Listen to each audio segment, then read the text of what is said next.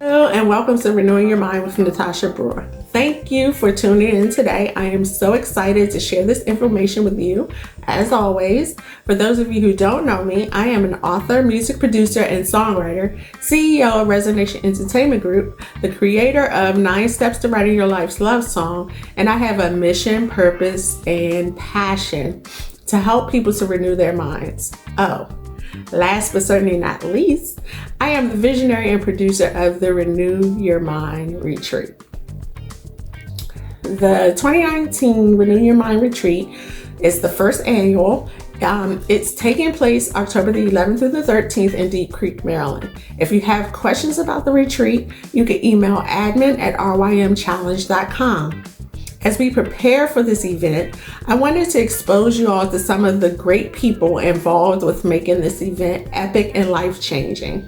We have covered many topics to date, topics like the importance of acknowledging and celebrating one another as women, the importance of releasing baggage, that's huge, and what advice would you give yourself, your younger self?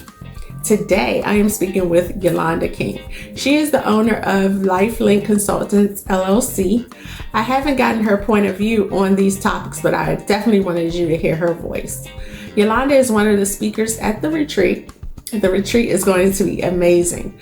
The theme is focusing on the strength of the woman. I'm really tuning in or zoning in on reflection, restoration, and refocus. You have questions, send an email to admin@rymchallenge.com. I'm not going to hold you any further. I want you to hear all that Yolanda King has to share with you today. So stay tuned and let's get over to Yolanda King. Bye.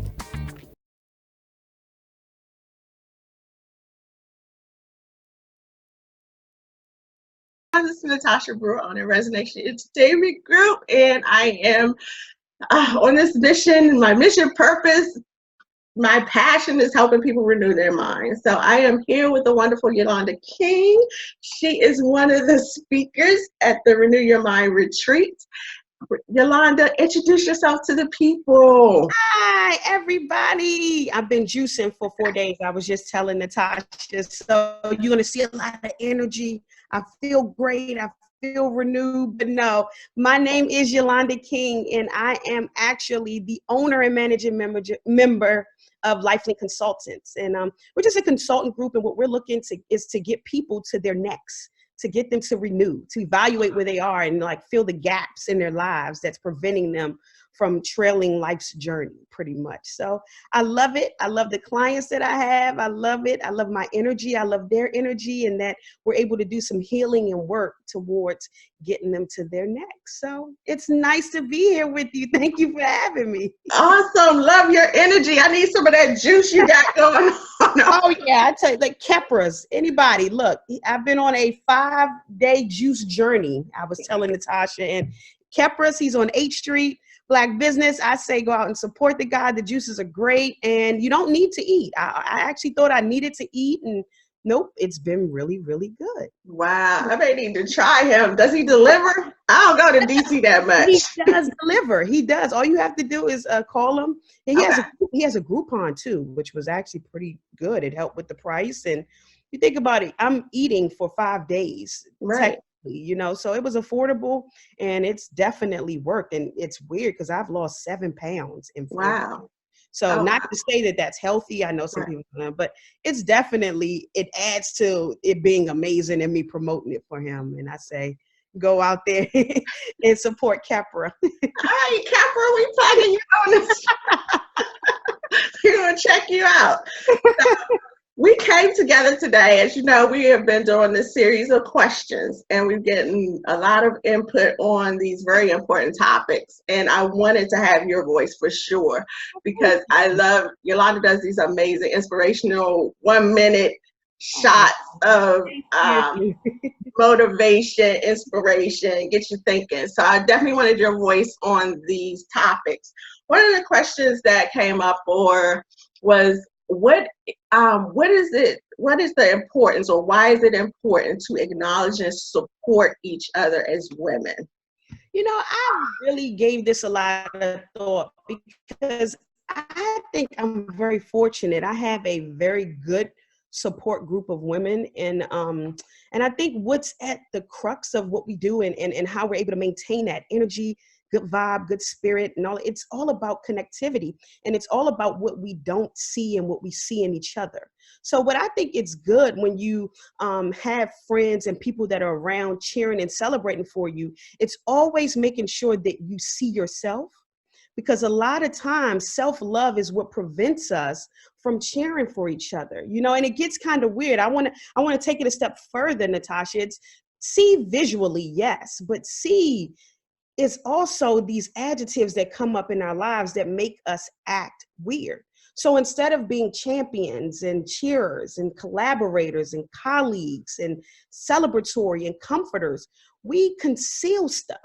So these C words really, really resonated with me, and how that visual aspect of seeing also hurts our reflective nature of ourselves and how we act out, and so I'm telling you, we start to be combative, concealed, confidential, cold, callous. These words, these adjectives and these nouns and these verbs, just see the idea of seeing yourself.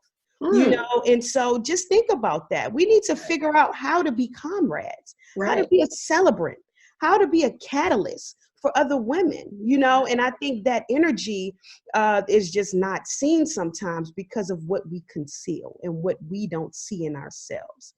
So I am big on something called concepts that challenge this connectivity, and you see these C words still resonate coming out, and I think it starts when we're younger and how we're constructed, in the home, and things that may have happened to us, and how it's shaping our character. Because another C word, it's all about the C's, baby. I'm telling you.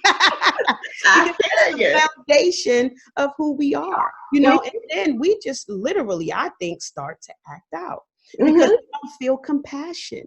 Yes. We feel like we have consolers. Oh, Natashia, we can go on. I'm telling you. So what I think we need to do ideally is figure out how to crack the code. Okay, we got to figure out how to dig deep and reflect on ourselves. Right. And what we convey. That we carry.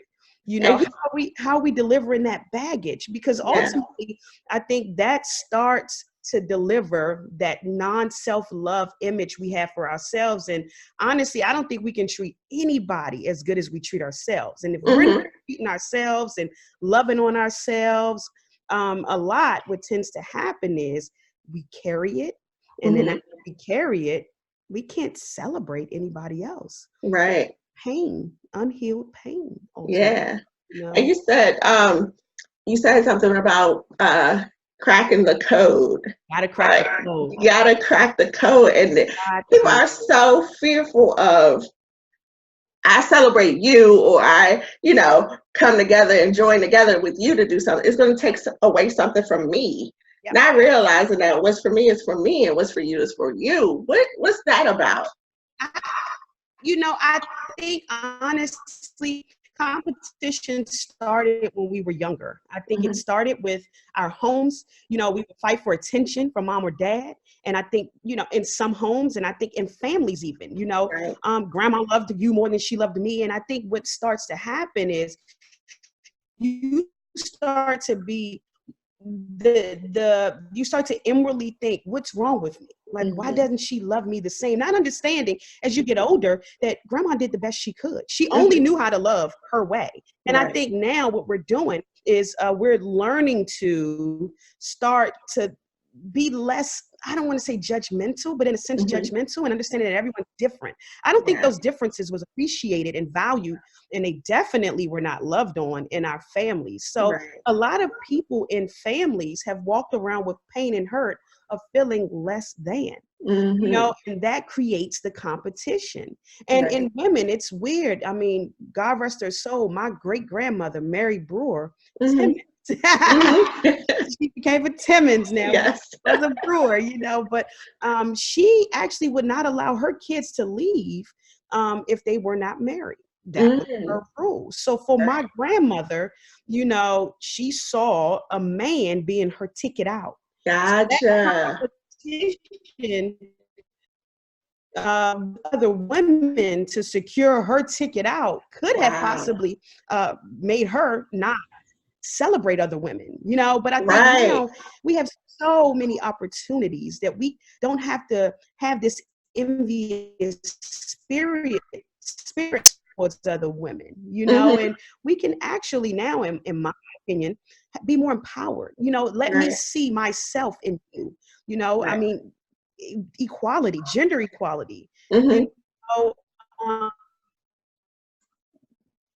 wage equality. Just let me celebrate you. Let it not Right. be about competition and Right. competitive. It's these C words. I'm telling you, Natasha, Yeah. it gets weird. See the Yeah. world is ultimately how we see ourselves, you Yes. know? But that's deep. Wow. You took it back to like back in the day where you had to have this in order to do that.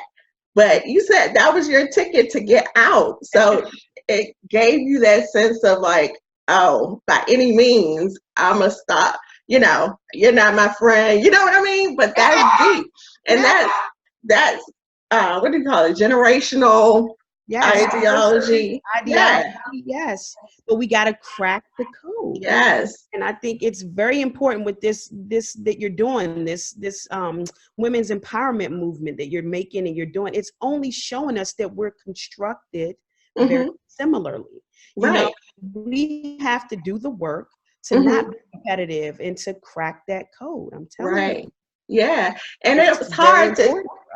to set. We wanted to do two questions today, but they're kind of bleeding into one another. So it's hard to kind of say, oh, we're only addressing this question. But baggage is key, right? I can't just say Oh, celebrating one another, acknowledging one another without talking about baggage.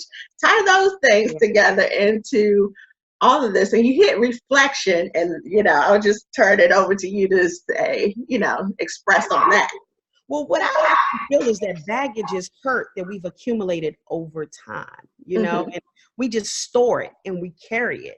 And Mm-hmm. I believe that baggage and that hurt, it starts to attack our emotional being. And it Mm. goes back to that self-love and that self-reflective thing. And it starts to literally affect elements of our body. Mm-hmm. So it starts to hold you, which is the physical sense of our body. You know, Right. we can't move. You know, we're carrying this baggage and we're worried about how other people are looking at us, how we're Mm-hmm. perceived. So it's holding us in the physical sense, but it starts to haunt you too. Don't miss Mm-hmm. that. It Right. haunts you, and that's that spirituality, you know, Right. because we are one whole person, but then ultimately it hacks your mind. Mm-hmm. So it doesn't allow you to move. So it's real weird how that baggage haunts you, holds you, and hacks you. And then Mm. you can't even move to your next space without Right. carrying that pain in our wombs. And it's very weird because as women, you know, we have wombs. Men, I Yes. mean, that's that one divider. I mean, besides genitalia, we're not gonna go that deep, but we Right. have wombs, and wombs are made to what? Carry. Yes. And this is Carrie. the problem. What are we carrying in these wombs? Mm. I don't want to carry what's holding me, what's haunting me, and what's hacking me. Yes. I think we have to crack the code. So Yes. it's big, I think, for women specifically because we're the nurturers of families. And Right. what we're feeding our family is ultimately what's serving them. And if we're Yeah. not feeding them a healed, happy individual, you Mm. totally see it generationally. Yes. Going to be very hard for their children to crack that code, but Mm-hmm. that's why we have to do it now, Yes. and heal what's holding, hacking, and haunting is what I'm going to say. Yeah. You said it is important for their kids because you see it. Like even with our generation, right? You see people who have these terrible attitudes, and they're like, "Oh, well, my auntie was like that, my mama was like that, my grandma was like that. That's just how I am." That's not right. That doesn't make it right. So we can't just assume or that that's the way to be when it's built off of hurt. You know what I mean? I totally agree, but a lot of people don't go to get that diagnosed. See, a lot of times that hurt and pain just forms that baggage, which forms what I call depression. Yeah. And I think that depression that we carry over time, it's not allowing you to clear your mind, and it's just really making you an inward emotion carrier. It really is. And my point, and I spoke about it in my last motivational minute, is you have to deliver that. You have to go through the steps of renewal and healing, and not allowing yourself to be just like my mama, or to be, this is just me. It's a better version of ourselves. And unless we believe in that, we'll always be stuck in who we become to that moment. So my thing is, like I said, when's your due date? When are you delivering? When do you push this out of you so that you can move forward in your life and get a sense of focus and renewal? So I think the first step is you have to decide that you're going to deliver. It's a decision, because honestly, first of all, we can never heal what you conceal, which was my first point. And the second point is, you can't deliver it if you don't even recognize that you have a problem. Acknowledge it. And then after that, you have to give up the gurney. A lot of people decide that they want help, but they don't know how. Giving up the gurney requires you to not be a victim. Oh my gosh. Get off the gurney. Go to the hospital. A lot of people stay at the scene of the crime, of the accident. Get up. You gotta get up. I'm telling you. And then go heal what you conceal. And it starts with the revealing process. You have to speak your truth. You have to understand it. It's okay to feel how you feel, because we all process different. Speak it. Speak it. Release yourself from that past. Take control of your happiness. And then after that, I honestly feel like it's going to be work time. You got to do the work. It's a lot of work. It's a lot of work, because you got to unpack some stuff. You need to go see that health surgeon to heal your soul, your emotions, your mind, So that's how I look at it. When's your due date? When's your due date, Natasha? My due date was like 2 years ago. Well, it's like a due date every month. Right? I feel you. You gotta keep working at it. I'm telling you. Because you could go through it, but then you're like, something to happen, and it'll spark something in you. You're like, oh, I thought I dealt with that. What's that about? So it's constant, renewing your mind every day. But one of the things that came up, I was doing some research, and there was a huge study by Kaiser and the CDC on how childhood trauma impacts reckless behavior as adults, drug abuse, all these things. And I'm like, it starts when you're young, and people are so traumatized and they don't want to revisit the pain, and I get it. But in order to get free, you got to do it. You got to do it. Yes, you have to, because like I said, it's haunting you, and it's preventing you from moving through. And I think what I think we have to recognize is that it's better on the other side. Caught in that mantra, the grass isn't always greener. Yes, it is. Yes, it is. When it comes to your health and your renewal, your mental, spiritual, and physical health, it is greener on the other side. The problem is, I think we stick with what we're comfortable with. Another C word, Natasha, these C's, and how it just, to me, is just in us. It's innate in us, and we act that out all the time. So I honestly think how we see ourselves, we see them in others too much, and that creates, we have to see ourselves and our vision, but that only comes from you doing the work to figure yourself out, to figure why you do things the way that you do, and trust that there is renewal and happiness in that breakthrough. Yeah, I remember one time I was in a meeting, and this one person, she would drive me crazy, right? Because I was like, oh, she's a know-it-all. She wanted to, she wants attention or whatever. But then I had to take a step back and like, what's that about? It's something within me that's triggering. And what it triggered in me was that as a kid, I never felt like I had a voice.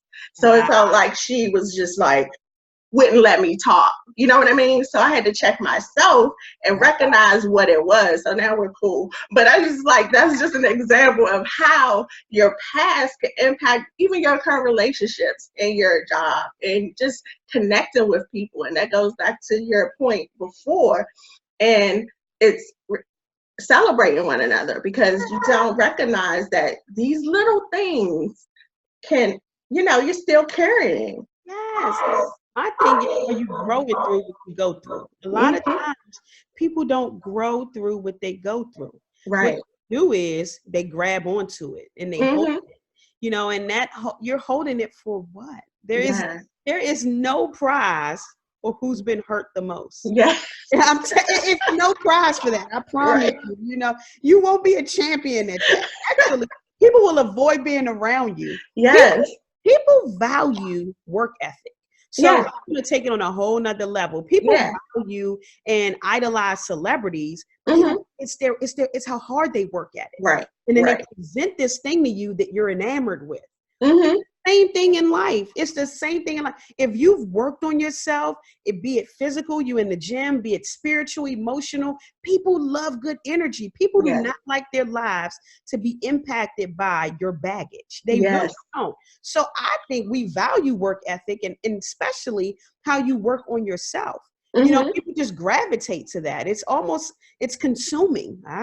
You see? But no, I think it's really just, it grabs you and it's captivating. Yeah.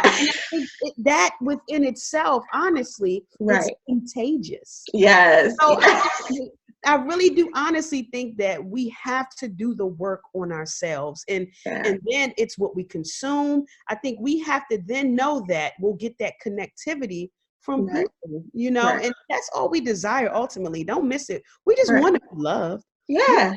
We just we want to be loved, but I think you have to love you first. You have to love you first. Because being that need and want to be loved can lead you down some paths of ugly paths.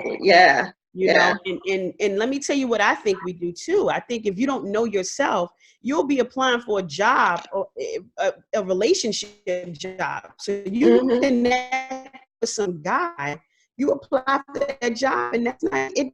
The description didn't even fit you. Right.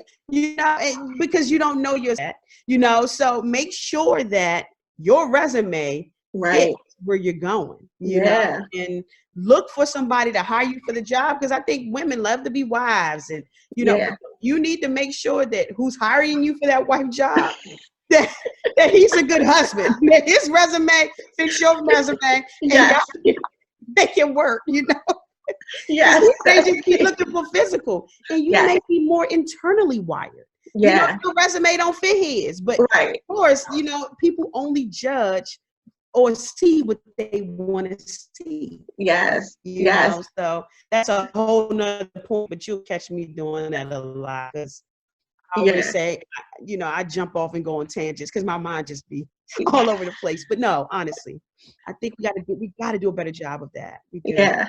That's so true, because as you're going, I'm like, my mind's like, boom, boom, boom.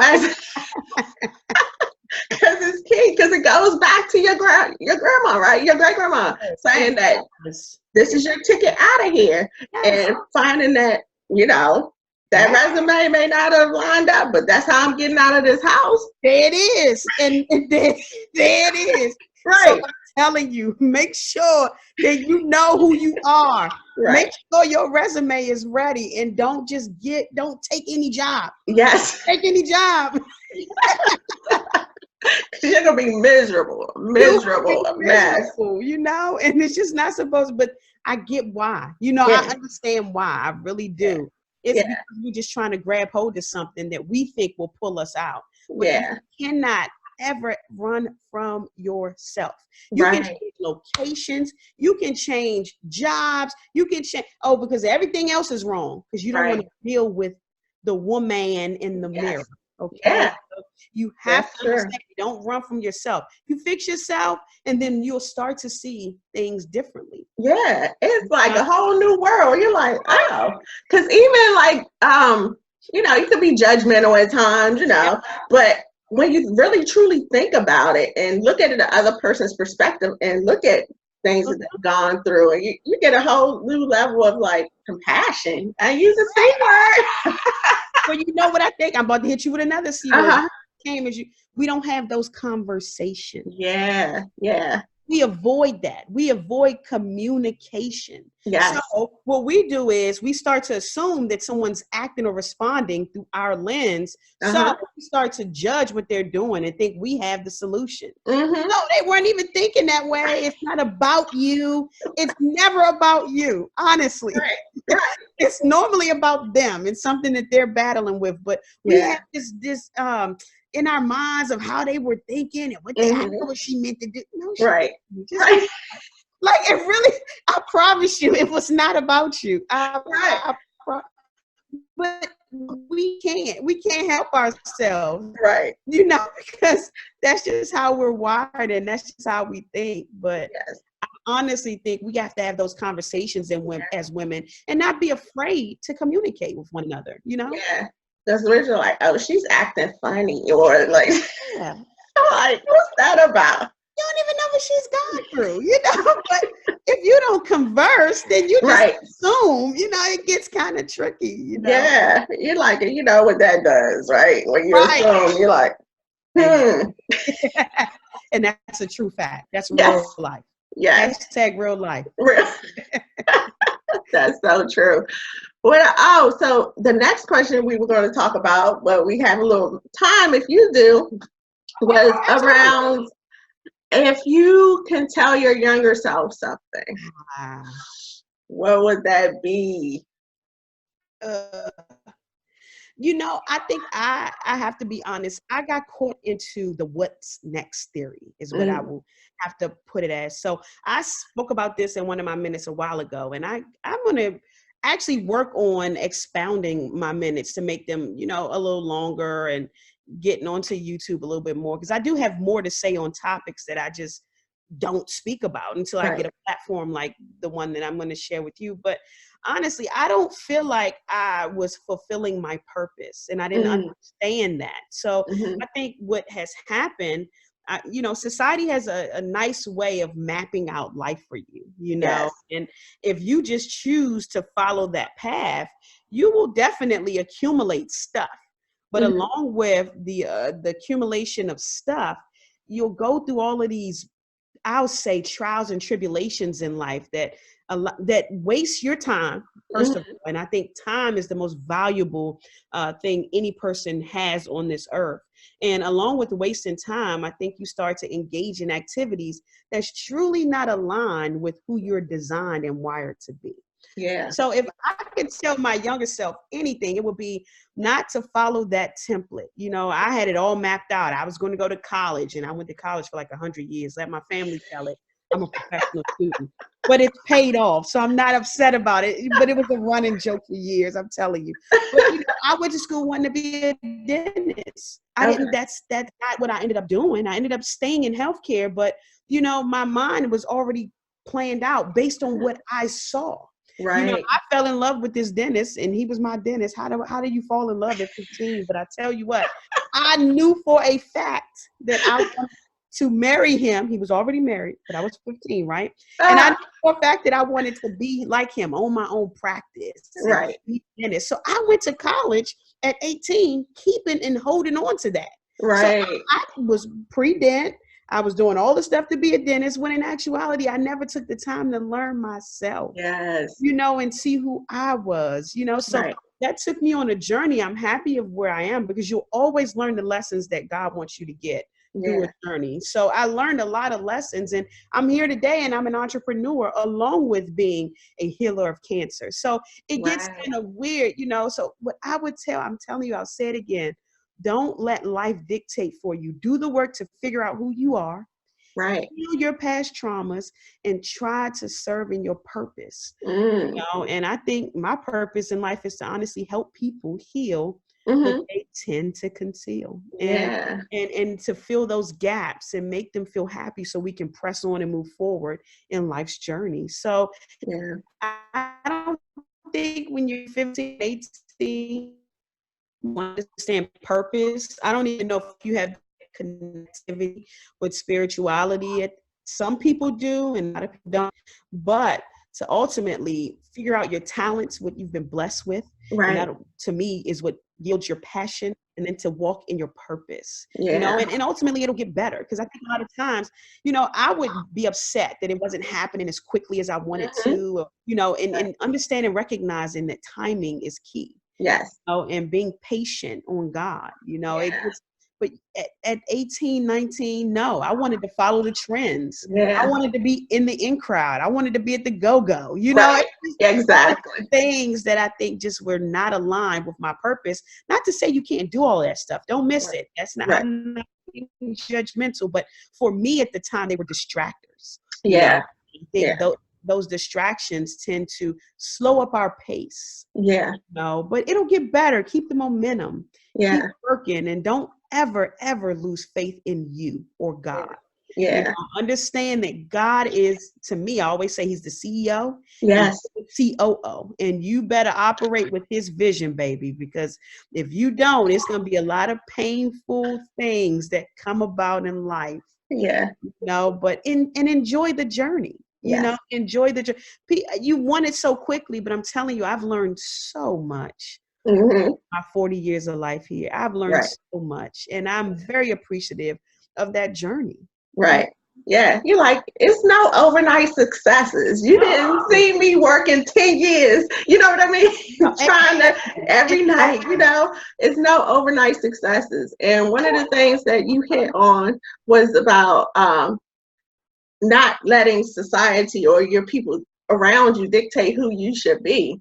And it's hard as a kid because you're like, you want to please everyone. You want to please your parents. You want to please your friends. And how do you help a kid to get out of that? You don't. Huh? I said you don't. Okay. You said, how do you know as a kid? It got a little delay. I'm sorry. You said, how do you know as a kid who you really are? Or how you help a kid recognize that it's okay to be different. It's okay to step outside of what people think you should be, and the people pleasing and all that other stuff that gets you in trouble and gets you down this wrong path. Exactly. That's away from your purpose that God created you for. Exactly. Totally. Yeah. So it's like, how? You know? I think we're doing the work now. And I think it's societal norms and are being challenged, you know, and I think by starting it on a larger scale, it's helping people in these individual households challenge their parents. I really do feel like my parents were the biggest critics ever. So they would not force me to do anything. If I did something silly, I was definitely going to get joned out, you know? So you know that criticism is there, but they don't outwardly tell you, don't do this, don't do that. Right. But as soon as you make that wrong decision, telling you, you know? Like, you really thought that was smart, huh? Right. You thought that was smart, huh? Okay. Right. So then but what that did was it allowed me to dare to believe in myself and trust in my own thought process and how I came to decisions. But then it was also the accountability of that was not a smart move, you know? So it shaped me early to be able to be confident in my decisions and also to be checked, which I think a lot of people struggle with in this life. Yeah. You know, that's another C word. It's I think about it. That was a C word. but no, I think and I think that that's very huge in families, you know. And I think what's happening now is parents want to make decisions for their kids, and you're not shaping their mind to feel confident and comfortable. Wow, comfortable in their decision making. And I think you have to, because that makes them feel confident in who they are for themselves.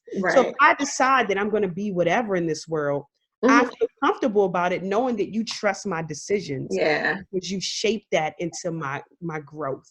Yeah, that's important. That is really important. I think so. Yeah, like, no, I can't make you do anything. Yeah, I'm your parent. I'm here to support you as, you know, your well-being, that you don't make any crazy, you know, Correct. But it's ultimately your life, right? Yes. So I'm going to make sure that I know who you are, so I can understand what I think God has purpose for you. So you can always shape to me that arrow in that direction. You right. know? Yeah. And And that's the weird part about parenting, I think. yeah. And I think you hit it too, because as parents, we have to have a connection with God to understand who He created you to be, right? So we can see those traits and we can see those abilities in you, and we help cultivate that in you. Yes, So ultimately. I hear you. you're gonna have me saying C words all day. I'm like, Well, because when you start to really think about it, I'm yeah, telling you, pun is intended with C. yeah. It is all the way around, because I think people just are so visual, and it's good to Yeah. be visual because there is beauty in it. But I think it's the reflection and it's the internal and what we're concealing that will always show you how people act out. I'm telling you. Yeah. That's Yeah. huge. That is huge, because I see it. I'm like, huh. And especially if you know a person and, for a long time, and you see them act out in a certain way, you're like, oh, it's because of that. Or and you have a different understanding, but you just shouldn't have an understanding. You have to kind of help them through, Right. to release it, because it's not always okay. I agree. I totally agree. So, what other items do you want to share today? Wow, we covered our questions. Anything that you didn't touch on that you wanted to share? Well, I have to do a shameless plug for my company. Yes, let's do it. I have to, and I have to say that I know for a fact that Yolanda King is your link to connecting to your next. I'm telling you, I think I'm bigger than just people call it life coaching, and I think that that's so faux pas. I mean, I honestly think that I'm a connector. I'm a transitionist. I'm trying to help you move through in a positive fashion to your next things that you desire in life. And what I am is a solutionist. I'm here to hear those things that you may be concealing that you think you can get away with, that I touch on and we work on it, and then you just springboard to your future. So I have to do that and say, hey, reach out to LifeLink Consultants LLC. We have a website. You need to get on there and try to connect with me and see, because I think a lot of times you have to decide. Like, I can't say, hey, let me work with you. It's a personal decision. And I know for a fact that the grass is greener on the holistic side, and we have to be a whole person. And trying to achieve our goals, sometimes we can definitely get lost and the water can get murky. So I definitely want to be the connector to your next. And so if anything, I just want to say a lot of clients that I've worked with up to this point, they're very happy. We've been able or blessed to be in businesses and companies and help teams. So I'm really excited, I'm telling you, and to see where God is going to take LifeLink Consultants. And so, hey, I'm happy. I'm a healer. I want us to heal. I want self-love to be on the table. I want you to love on yourself, ultimately understanding that we judge everyone that comes between our eyes that we visually see on how we see ourselves. And I think that's really important. And we have to do a better job of taking care of ourselves and knowing who we are, so that when we present our resume to try to get these different jobs and connect with these different characters, we know who we are. We're not just aligning with anything, because all that glitters isn't gold. That's so true. And not to be, or just to use, some old adage, but it's really the truth. And I think if you don't know yourself, you tend to be attracted to the bling, and you just can't do that. We gotta choose to be better. We have to, and it's all in deciding and decisions. And you don't make the right decisions if you don't have all the answers. And it starts with, like you said, knowing you. And people have always asked me, well, how do you start with renewing your mind? I'm like, you make a decision that you don't want to be where that's the first step, period. And making that commitment that you're going to do the work necessary to commitment. You mentioned your website. What's your website? It's actually www.lifelinkconsultants.com. Awesome. Check it out. Check me out. And honestly, I look forward to working with everyone. I want us all to be happy, successful, because one thing I know, Natasha, you happy, you not worried about me. Wait a minute, repeat that. You kind of froze a bit. I know that was a good one. You're happy with yourself. All right. If everybody was happy, would nobody be hating? I promise you. Okay. That's the antidote to hate. Happy. Yes. So I want you to be happy, baby. Let's work so we can get you happy. Absolutely, yes. Like, put some joy and peace in your heart, in your life. Yeah. Because misery loves company, and that is the truth.